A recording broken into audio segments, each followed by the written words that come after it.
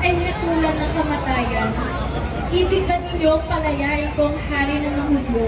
Tanong niya sa kanila. Ngunit ang mga tao ay sinusulan ng mga punong saserdote na si Barabas ang hilingin palayain.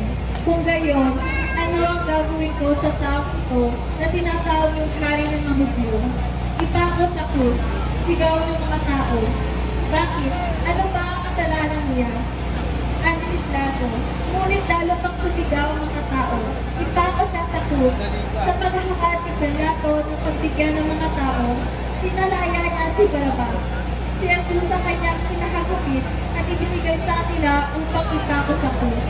Si Kamadero, Ginoong Nathaniel Diaz at pamilya ng Barangay Wawa.